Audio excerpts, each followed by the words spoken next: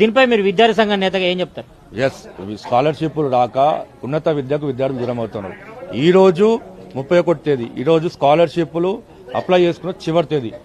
ప్రతిసారి స్కాలర్షిప్లు ఎంతమంది అప్లై చేసుకుంటారు? ఇప్పుడు 6,70,000 మందికి అప్లై చేసుకున్నారు. సగాన్ పైగా అప్లై చేసుకోలేదు అంటే స్కాలర్షిప్లు అప్లై చేసుకోలేదు అంటే వీళ్ళు స్కాలర్షిప్లు ఇవ్వరు, టైం వేస్ట్ అని చెప్పి ఎవరు అప్లై కూడా చేయట్లేదు, దరఖాస్తు కూడా చేసుకోవట్లేదు రాష్ట్ర ప్రభుత్వం. ఎందుకంటే ఉన్నత విద్యకు విద్యార్థులు దూరం అవుతున్నారు. రేసింగ్ తెలంగాణ అంటా ఉన్నారు. ఏ విధంగా రేసింగ్ తెలంగాణ అవుతుంది?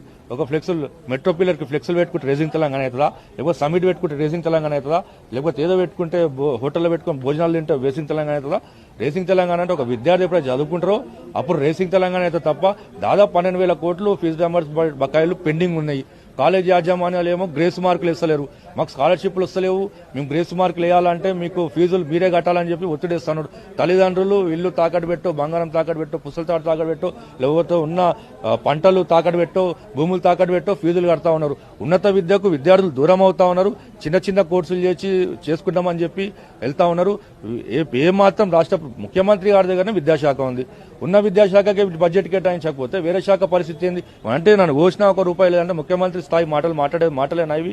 కోసిన రూపాయి లేదంటే మీరు సంపద సృష్టించాలి. ముఖ్యమంత్రి అంటే సంపద సృష్టించాలి తప్ప లంక బిందెలు ఉంటాయి అనుకుని వచ్చినా అంటే లంక బిందెలు వచ్చిందాకా ఆగుతావా? లేకపోతే ప్రధానమంత్రి రాహుల్ గాంధీ దాకా వచ్చిందాకా ఎవరు చదువుకోదంటావా?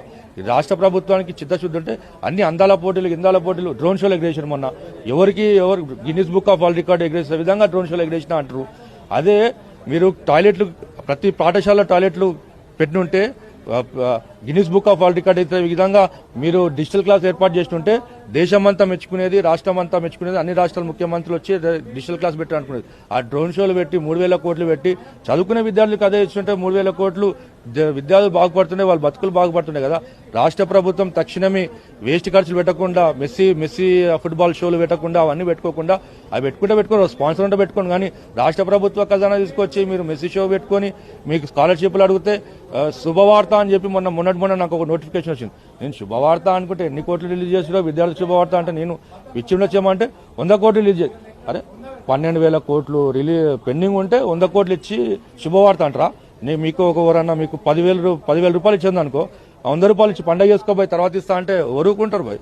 అరే 100 కోట్లు ఇచ్చి శుభవార్త అని చెప్పి అవసరమైతే ఫీజు రియంబర్స్ మీద కోతలు పెడుతున్నారు. కోతలు పెట్టేది ఉంటే మీ ఎమ్మెల్యే జీతాల మీద కోతలు పెట్టుండి, మంత్రుల జీతాల మీద కోతలు పెట్టుండి. కానీ ఈ చదువుకున్న ఫీజు రియంబర్స్మెంట్ కోతలు అని చెప్పి రాష్ట్ర ప్రభుత్వాన్ని ప్రశ్నిస్తూ తక్షణమే పెండింగ్ ఫీజుల బకాయిలు చెల్లించాలి.